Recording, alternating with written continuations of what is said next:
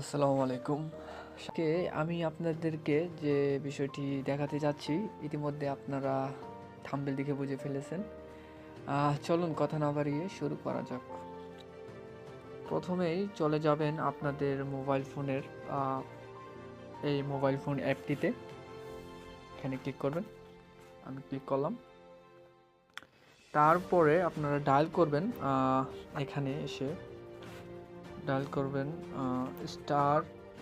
*566# এটা লিখে আপনারা ডায়াল করে দিবেন।